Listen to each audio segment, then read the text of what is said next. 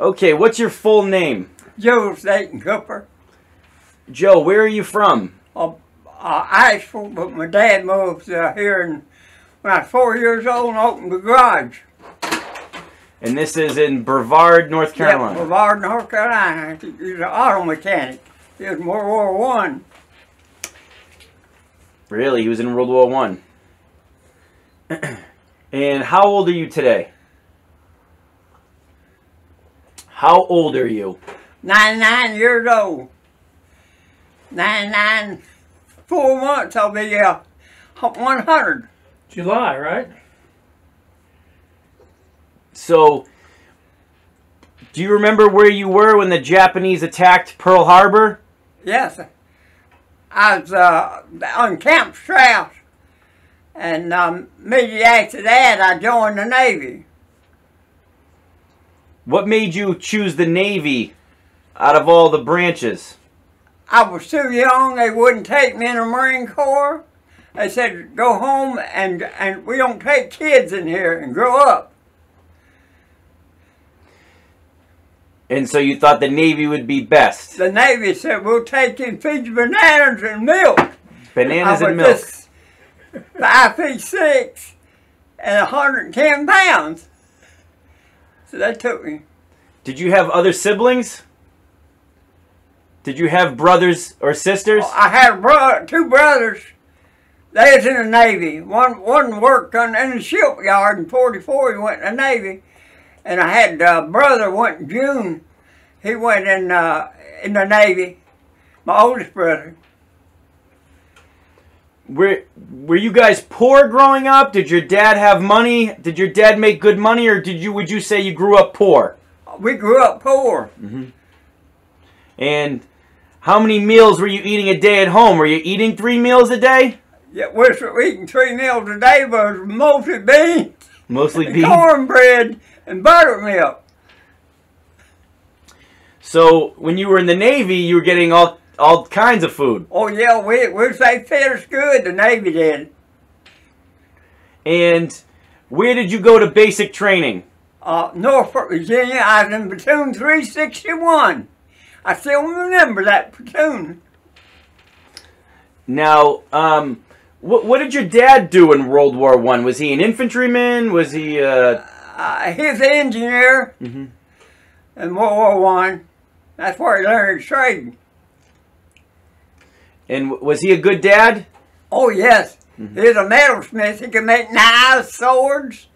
You ought to see the tools, screwdrivers.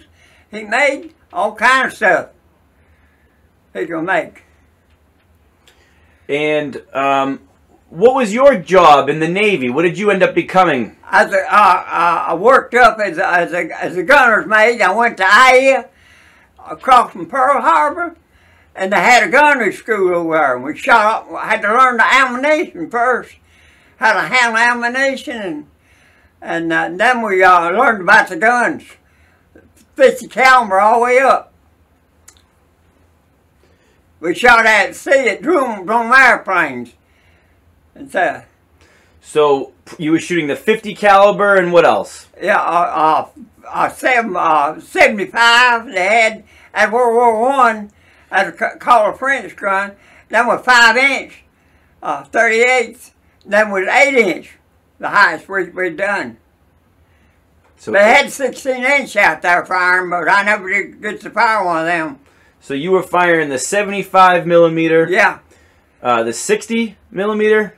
The 20 millimeter. 20 millimeter and the 50 cal. 40 millimeter. 40. Twin barrel. That's called a Beaufort. That's Swedish gun. And what was the first ship that you were assigned to after your training? It was USS Shaws 477. It was built like a destroyer, and it was steel. And we hunted submarines. We took a training in the Gulf of Mexico, dropping depth charges, and we had SAMR equipment on there, and we had 2 racks of depth charges, and I had them Y guns that shoot on the side. Then later on, they put rockets on the bow Two of them, one on port and one on the starboard side. It'd fire, and they wouldn't go off, so they hit something under the water. So you did some training in sub hunting in the Gulf of Mexico. Yes. And what was the name of that boat again? Can you say the name of that ship? Peter Charlie 477. 477. Yeah. And eventually you get assigned to eventually you go to an aircraft carrier, do you not? Yeah. Well, they said I was in New Guinea. They let us off in New Guinea, Omaney Bay, and then they took us in a Cairns, Australia, and I took a train to Sydney.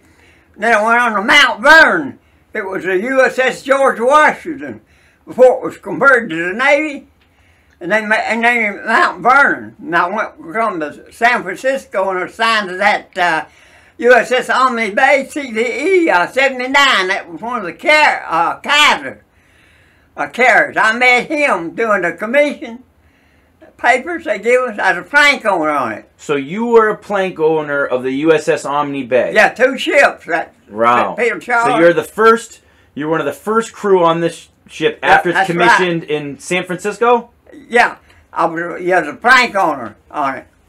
And you're still a gunner's mate at this point? Yes. And so which gun are you operating on the Omaney Bay? I was on the one that was on the stern, on the port side, that's the left side. The one that was firing at that Betty bomber that was going over the aircraft carrier. What millimeter was that gun? 40 millimeter. So you became a twin 40 millimeter gunner on the USS Omaney Bay. And how many men were assigned to operate that 40 millimeter? They was a pointer and setter and 2 loaders on our port and starboard. We had 2 on the stern on each side, 40 millimeters, and 2 on the bow. On there. And then the rest was 20 millimeter, and then we had a 5-inch 38 on the stern. And after departing California, where was the first stop for the USS Omaney Bay? We made an emergency crew to Sydney, Australia. Took some P-47 Thunderbolts to Brisbane and a P-61 Black Widows as night fighters. They took them down there, and then we come back and took a bunch to Alaska. Then we went to Hawaiian Islands, and we got our division on there, our crewmen. Then we took the 81st Wildcat Division, the 1st Marine, and landed in the Palau Islands. Wow. That's south of Leyte. Wow. So that brings us to 1944. Yeah, 1944. And what kind of during the Wildcat division and was it the 1st Marines? No, that's the Army division. The Wildcat was the Army, and but you also the Marines were landing in the Palau Islands. We went to Guadalcanal and picked them up. Okay, and then you brought them to. Did you go to Peleliu? Yeah, Palau Island, Angua, 81st land down there, and the 1st Marines on the Pleiades at the Peleliu. Spanish means tall sails in Spanish. Palau does. Yeah, that's what the name of it. Were there any Japanese aircrafts in the area during? What were you doing during the invasion? Was there any? Were you providing any covering fire? Yes, we had close support. We went in 14 days before the landing craft did, and the cruisers we guarded them, and the battleships they bombarded. And we offered our cover for them and bombed the inland. That's what we done. And was that the first time you fired the 40 millimeter in combat? Yeah. Yes. At the Omaney Bay? Yeah, 40 millimeters. That's amazing. Yeah. So not only are you a plank owner, but you also christened the guns for the first time in combat. That's right. We christened. Joe, there's a picture here. So October of 1944, the U.S. Navy gets orders to start softening up Leyte Island for the invasion of the Philippines. Yeah. MacArthur's return. Yes. Now, would this be the first time you start engaging enemy aircraft? Would this be the first time you engaged Japanese aircraft? No, it's down in Palau Island and Leyte. That's when they started attacking. Japanese planes. Yeah. So they had already attacked you at Peleliu? Yeah. Okay, so do you want to tell me a little bit about those planes? We got them all down. I didn't do no damage then, but Leyte, they started the kamikaze, suicide bombers. That's where they done the damage. They sunk the St. Lo and the Galmer Bay, and then we had that big sea battle out there at the Yomo, that big largest battleship. The shells was hit. And then they didn't have no fire director. When they blowed up, and pink and blue, the dye would come out of the water, and that's their fire director. The Japanese. They wasn't modernized like our battleships were.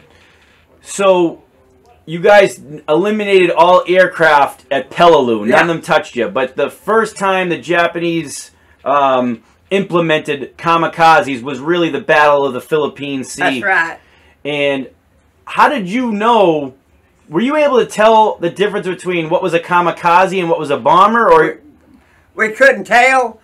They'd come there in 3 and 4 at a time, and one would go back and report what they'd do, and the 3 of them would die on us. And then they had and Francis was torpedoes. The West Virginia shot about 3 down. They'd get low over the water like that one was, and they dropped torpedoes like that. So this photo. I don't know what that was carrying. So, but this is the Omaney Bay. Yeah. And this plane's on fire. And did you help contribute to that plane catching fire? Oh yeah, we shot 40 millimeters in it, and 20. And it just skimmed right over you guys, Yeah, huh? yeah. It done a barrel roll over and hit about 200 yards from the other side. Hit the ocean. Wow. Like that. And this is in October of '44. That's right. And did the Omaney Bay suffer any damage during the Battle of Leyte? No. No, good. We was lucky. A lot of ships got hit. So this was the closest call you had there. Oh yeah. So, but that was not a kamikaze. We suspect that was a torpedo or a bomber. Oh yeah, that's right. I wonder why it didn't crash. It could have hit. That's where ammunition was. Right on my 40 millimeter. That's where we stored the ammunition, and there's 24 torpedoes on the bulkhead down there at the stored. And did you get a good look at the Yamamoto, the ship, when it was sinking? oh yeah, I got to look at it. And it was sinking. It was destroyed at that time. Yes, it was. Were the planes from your aircraft carrier attacking the Yamamoto? Yeah, yeah. We're stacking it, and as the stores were stacking it like that. They made suicide run on it. The Johnson and the Howell got sunk, and there's a destroyer escort, the Warren, it got sunk. When did you guys pull out of the Philippines area? Well, we went back to the Admiral Islands and got ammunition and stores, and to go to Mindoro. That's the northern part of the Philippines. No, that's the Sergio Straits. Okay. The strait goes through there. It separates at Main Island on the south and Leyte, and we went through that strait there. Okay. There's a strait that goes through there. It goes through Sergio Straits. It goes to Sulu Sea, and then the South China Sea. Then there's Manila up there, Luzon, Langang Gulf. Yeah. So you guys headed there. I'm assuming that's by December '44. Yeah. So in December '44, you're now supporting the landings at Luzon and Mindanao. Yeah, that's where we got hit. Tell me about the day you guys got hit.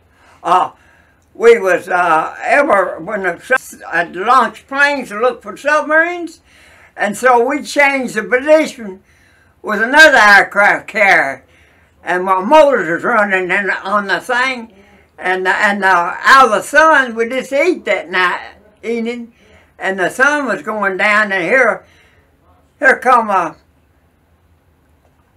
the Betty, and they're making attack on us, and it dove. And it tried to hit the island of the ship, and it missed it, and it went right to the middle of the ship. One 1,400-pound bomb went in our engine room forward and knocked all the power out, and another hit the hangar deck and exploded, and all them planes was on fire down there. We had a bunch of them down there, torpedo bombers, and our fighters on the stern of the ship, all ready to support the one that's going on patrol. And so we, no ship would come and support us and put their hoses on us on account of Princeton blowed up and like the sunk of Birmingham. And so they stayed away from us. And so let us burn. And so we finally got out, and when the sun was going down, it went boom. You could see it, big flash. And it was gone then. So all the ammunition went off. So it was the plane that hit you was a Betty kamikaze bomber? Yeah. So okay, so it was a kamikaze. One of the bombs was a 1,400 pound bomb that exploded where? In the engine room. In the engine room. Yeah. And did it have a second bomb or did it? Yeah, 2 bombs on it. And the other one exploded on the deck? On the hangar deck. The hangar deck, so one below. Yeah. How many men were killed in these 2 bombs? I don't know, about 297. And where were you when the plane hit? I was just eating my meal, and a friend of mine, he saved my life. He said, "Let's go down the apartment room and get something with me, and then we'll go up." I had a wash on a 40 millimeter on the port side on the bow. When I had to relieve the one man up there, the crew. And so we just got down there and everything, boom! I thought it was the torpedoes hit us, 2 of them. And the bulkhead split down there after us. Smoke started coming out, the lights went out. And some man doing the stairway, when you go down, they had a battery lamp down there, one of these waterproof batteries. Lights are cut on, so we couldn't see, and so he cut that light on and led us up out to the hangar deck. So we went up the hangar deck and we saw them planes exploding, bullets hitting the bulkhead. We tried to get up to where the pilots room was. We could hear them hollering up there. We couldn't do it because the door was locked. So we went back down and went up to another hatch on the bow, like that, on the port side where we're going. So we started throwing ammunition off and everything. They said it wasn't no good, everybody over the side. So it was about 65 feet, so I just went over the side, and I didn't have a life jacket on, a belt. My life jacket was down there on my gun, my K-Pop life. And so hard to stand up, and there's about 3 or 4 men standing out there. One had an X one. He said, you take this thing, so the buckle's busted, and I can't put it around my waist. So I put it under my armpit, and started paddling, and it started leaking. He's got the end of the hose. I started blowing it up on me. So finally at last I was by myself out there, and I saw a life raft. Only one I seen out there. It's hauling sharks. And so they had it, looked like it's climbing on each other's shoulders to get out of the water. And they had that life buoy completely sunk on the water like that. So I remember that Guadalcanal said, if you ever hit the water, don't kick or nothing, because the shark's going to come at me. So I lay still, and this shore come by there, and they done like that. And they went on by me, and so finally at last, about 4 or 5 hours, it was dark. Here come a helm like that. When he's old World War, before World War II, one stackers ashore come by there, USS helm, and so they went and sent a boat out, and they started picking us all up. And so I get aboard that boat. I grabbed beside, and I jerked up that cock and said, "Hey, you're going to turn the boat over." So he steered it to the destroyer, and DD-88, and so as a cargo net over there, so I grabbed a hold of it, and so somebody reached down there and grabbed me by the arm and jerked me up on deck. And so I was kind of frightened, and the torpedo tubes are laying there, stacked up about 3 feet above the deck. So I crawled one of them. Somebody went there and grabbed me by the foot and jerked me down and said, "You're injured?" I said, "No, I'm just scared." He stuck a cigarette in my mouth, and I puffed on it. So I don't smoke, and I spit it out. And so they said, "Yeah, had anything to eat?" And I said, "Yeah, I ate, and the thing happened." And so what was the boat that picked you up again? I was Helm, USS Helm, USS DD-88. DD-88. That's one of them old 30 the stars they made, one stacker.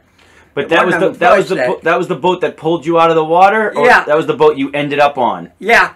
Then late that night I was on the Minneapolis as an 8-inch cruiser, heavy cruiser, and I stayed on that through the Battle of Lake Gulf, bombardment and everything. So Joe, let me back up for a second.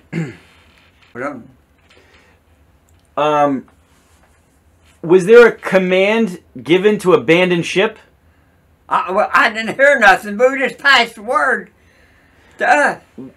Was the ship going down? Could you feel it going down? Could you see the ship sinking? No, it never did go down. It blowed up. Okay, so basically you jumped in the water because there was explosions happening everywhere. Yeah, that's right. Okay. It was on fire. Now, you told me you could hear the pilots yelling. Were they trapped in there? Oh, yeah, they must have been trapped. That was,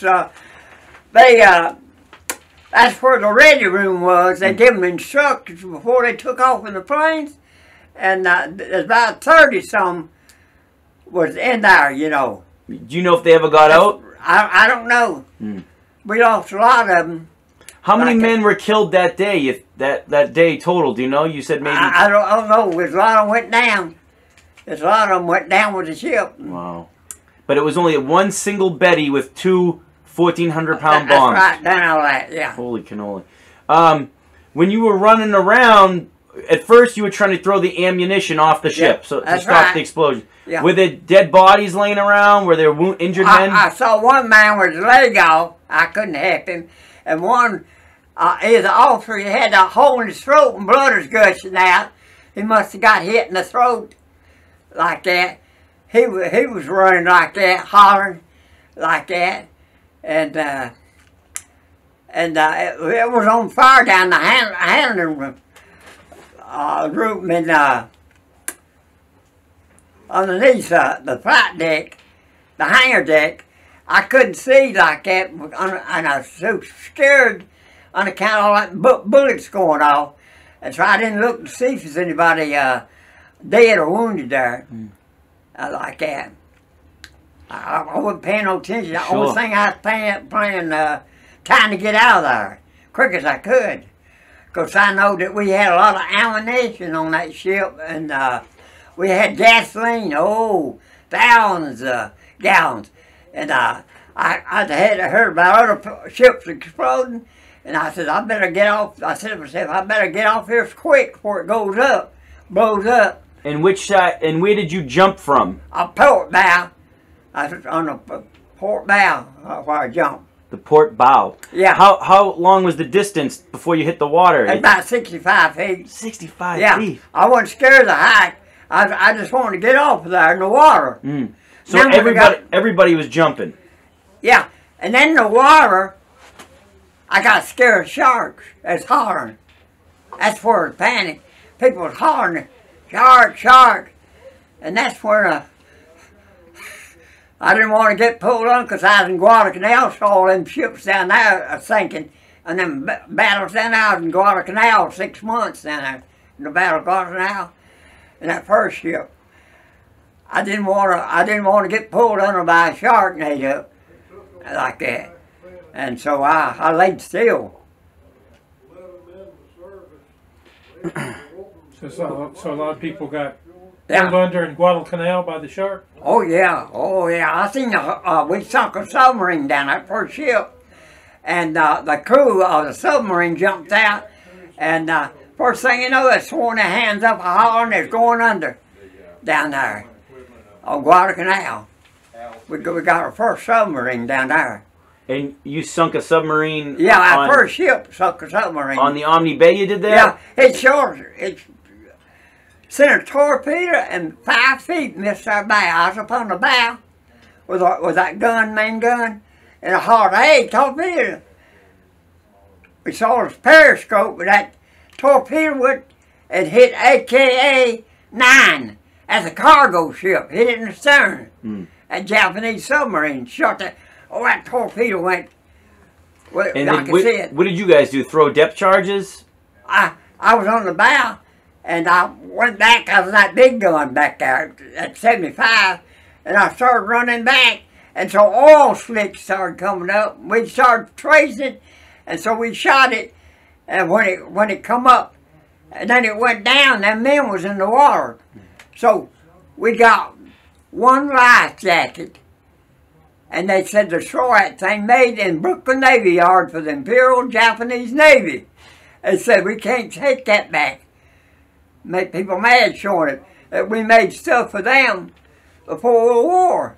So the Omaney Bay sunk a submarine with a 75 No, at the Peter Charlie sunk it. Okay. Yeah, Peter Charlie sunk it. We're trained to sink submarines. But you guys fired your 75 millimeter. We first ship was trained to sink submarines and landing craft, and we was also trained to search the islands for. So that was before the Omaney Bay. Oh yeah. Okay, then you went to San Francisco for the Omaney Bay. Yeah. Okay, we missed that part. Yeah. All right. So you ended up on the USS Minneapolis for the rest of the Battle of Luzon. Yeah, yeah. Did you help the crew of the Minneapolis during the battle? Yeah, as a 20 millimeter on the rear turret on there, and a gunner's mate from Minneapolis come up and said, I want you to man that 20 millimeter. I said, will that thing scare you? As big as a boxcar. And so his ladder went up there, and I went up on top of that thing and manned the 20 millimeter. That's why. Now, where did you ever, by the time you got picked up, and when you were on the Minneapolis, could you still see the Omaney Bay burning? Oh yeah, it was on fire. It was just like a big, when the sun went down, you could see it. It's like a big torch, red hot. And did they eventually scuttle it? Did they? Yeah, it blowed, and I seen a piece of it. Looked like an island. It looked like 1,000 seats in the air. So later that night, it totally went up like a mushroom cloud. Yeah, it never did sink. It blew, boom. Okay. You can hear the thing. Did they ever recover it or tow it back to? No, So is it still in the Pacific Ocean? Oh yeah. One piece of it is Ackenhauser. That was a shore. It blew on the deck of that thing. It was too close when it went up, and they injured some people on there. So they saved a piece of it and wanted to give it to us. Which ship was that when people got injured? Which one? Eckenhauser. Eckenhauser. Yeah, it was. So were you on the Minneapolis when it finally blew up? The Omaney Bay when the Omaney Bay. No, I was on that destroyer. The destroyer. Yeah, I was on the helm. The helm. Got it. And the helm picked you up, or was it one of their... The helm picked me up. But it wasn't a smaller boat that picked you up, the one that you almost tipped over, the coxswain? Oh, yeah, that was one of my, as a lifeboat. A lifeboat from the helm? Yeah, from the helm. I understand. Yeah, made that coxswain mad. So after the Battle of Luzon, and you're manning the 20 millimeter with the Minneapolis, you eventually, I'm assuming, get assigned to a new ship. No. Do you go to a different aircraft carrier after the Minneapolis? Yeah, I served on the Minneapolis, and then they took over crew, and I stayed on the Admiralty Islands there a little while, and we had some dead people, about 25, that they brought in. One was my best friend, and they had them laid out with a trench, and so we had to watch them, bury them, put them in the ground. About 25 of them. What was his name, your best friend? They was on the Columbia. After Omaney Bay got hit, they transferred them crew to different ships, and the Columbia lost 25 of our crew on there. They was bombed and hit by kamikaze. So your friend, he didn't get killed on the Omaney Bay, No, he got killed on the Columbia. Yeah, it was in the handling room on the 6-inch, and a bomb went down there and exploded, and it warped, and they couldn't get them out. So they sent the Columbia to the Admiralty Islands. They had a floating dry dock there. They picked it up and put it on there, and they cut it out, and that's where they relieved them 25 men. It was down there in the ammunition handling room.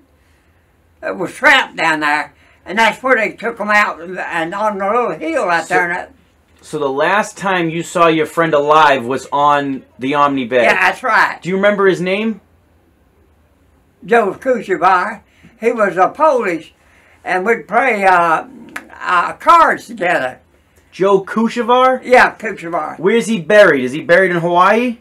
I don't know where they buried him. They took him up after the war from Admiralty Islands and them islands.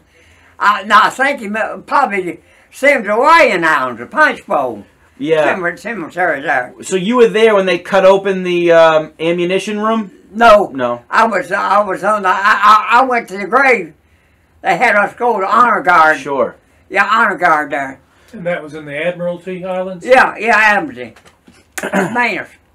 That's two islands went together, and they had a Sea Arc Channel. How long did you stay on the Minneapolis for, you think? I was about 3 or 4 months. 3 or 4 months. So Yeah. that brings us to, what? Almost April of 44? April of 45? Yeah. I was in 45. So where did you get assigned next? I went to, they sent us back to the United States, and I was assigned to Fort Worden up there. That's what they was. And they had guns out in Fort Worden, entrance to the harbor, in case a ship come in there. And they had Samar, a crew, man them to beam across the channel in case the enemy submarines, Puget Sound, come into Puget Sound. And that's where I guarded. And then I sent me to the boat pool up there, the Seattle, right on the docks in Seattle.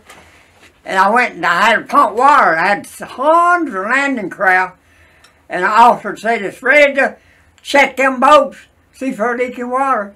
And we'd go down there and check them, see if the water was going in them.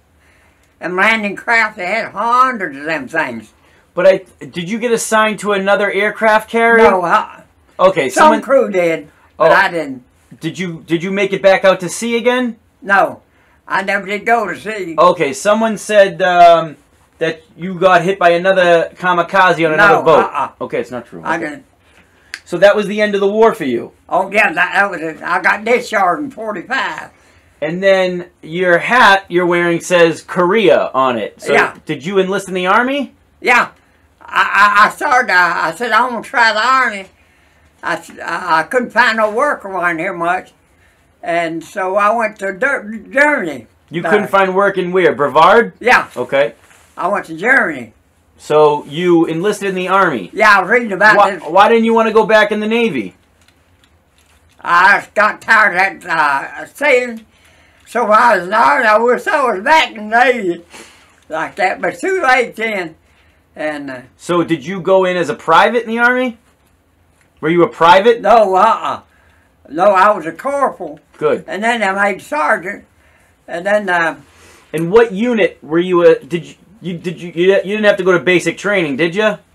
No, I didn't go. So they let you come back in as a corporal. Yeah. And you get stationed. What division did you get put in? I was over in I was trained in Virginia and Mount Pickett in the 43rd Division. Then I went to Fort Lewis and sailed on the Maurice Rose to Germany. I did. The guy wouldn't let us land in France. We had to go into Bremerhaven, Germany, in the Baltic Sea. He got mad because they wouldn't make him Supreme Commander in World War II instead of Eisenhower. So they barred us from going into France. So what year did you do the occupation in Germany? I was in there in General Clay doing a bird in there. Okay, so that's 48? Yeah. 47? Yeah. Yeah, I trained in the United States. I was in the infantry. And then when did you go to Korea? In 53? No, I was in 50. I come back. In 1950? Yeah. Okay. I was in Okinawa occupation down there. Was maneuvers in our rifle company. And then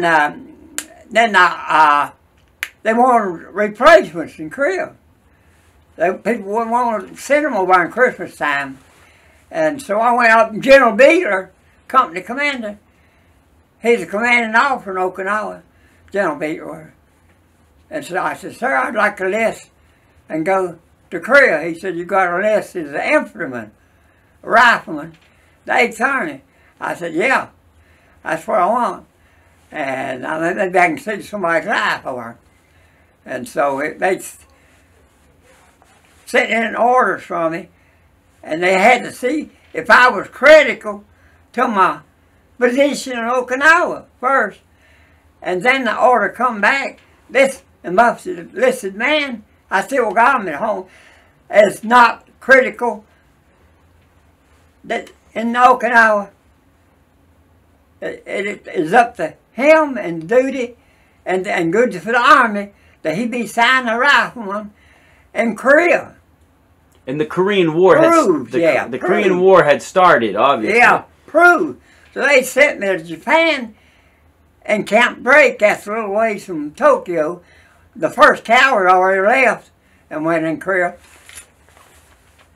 And they sent me there to training, and they sent me to Sasebo.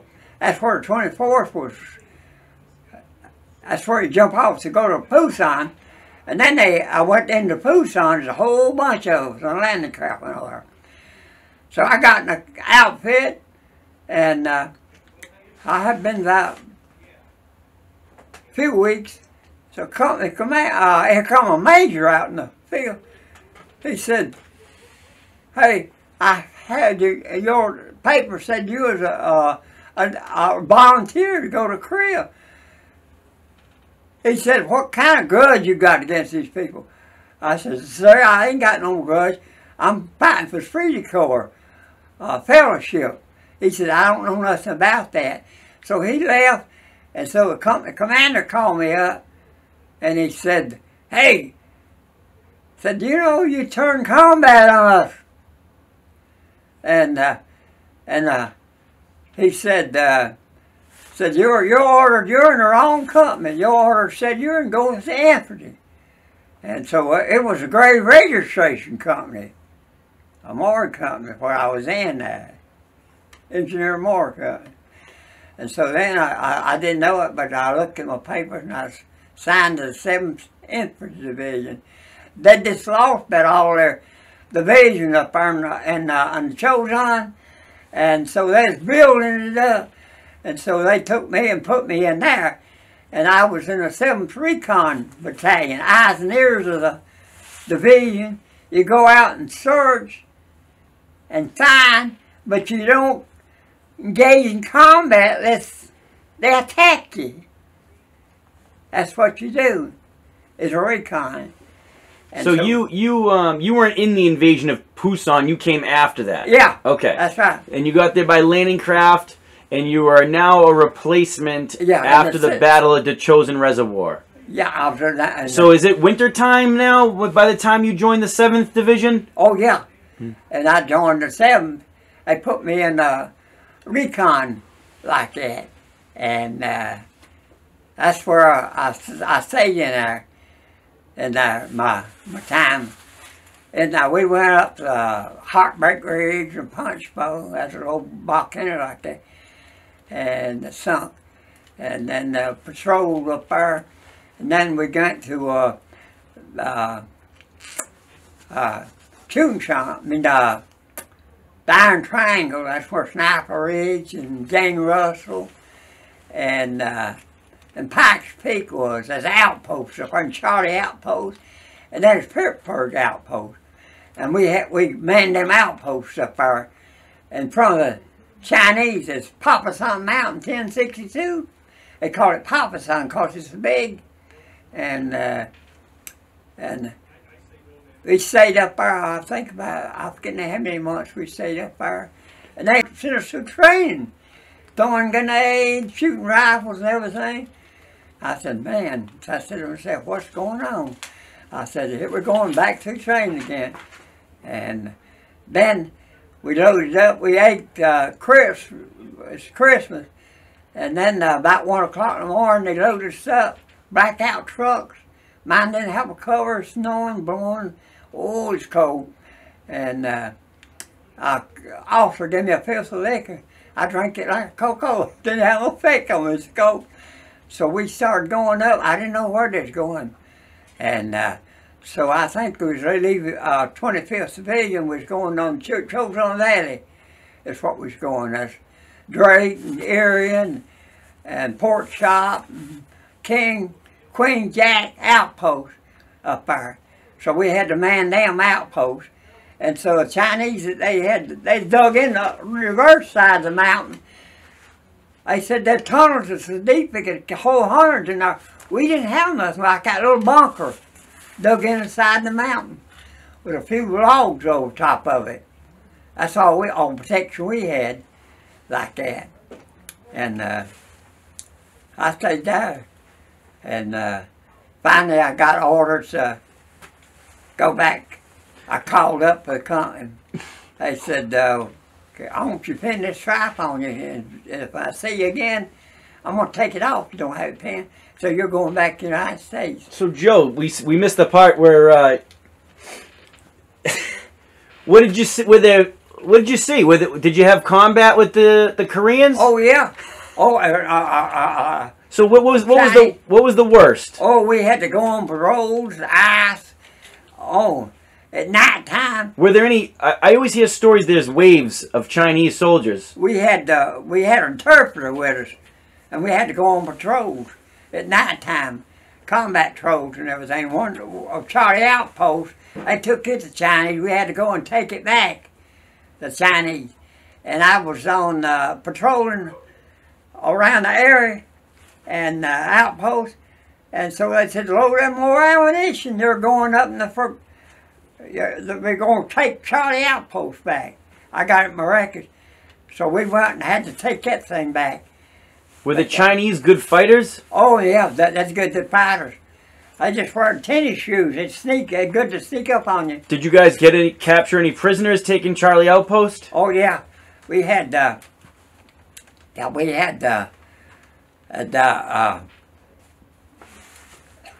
we could see them up there on the top of the mountain. We could see big lines of them going Papasan around the ridge lines like that. They was hunkered down in cold weather just like we was. They didn't want to go out there. And they wanted to go at night time where they wanted to go, the Chinese did. And And You guys are talking. yeah, the career ended just like World War I. What was the best weapon against the Chinese? Was it the M1 Grand? That's still the flamethrower. Flamethrower. Napalm flamethrower. And bunkers. Did you shoot any Chinese soldiers? Yeah, we had to. I shot one night at, they said they broke through, this lieutenant said. And I started getting out of that bunker. Something hit me in the head. It was a Filipino, Freddie. He'd been in the Filipino scouts and everything. He hit me with a flashlight. It was dark. And we started trying. And the officer said, hey, don't you find at each other? Watch where you're firing at. So after a while, it ended and got calm. And so they 3 shells, artillery shells. I just left where we eat a bunch of food. And 3 shells landed right there. And I just left that area. And so the next day they loaded us up and took us on the reverse side in a gully and landed. We dug in on the other side of the gully. That's what we did. I don't know where them shells come from. They come over a little hill in front of us. Mm. And boom, it threw dirt up 100 feet in the air. Where do you live now? What's your address? Huh? What's your address? 57 James Street. 57 James Street? 57 James Street. Yeah. Okay. I'm going to mail you a photo I took of you and the rifle, all right? Oh, I thank you, buddy. I really appreciate it. And let me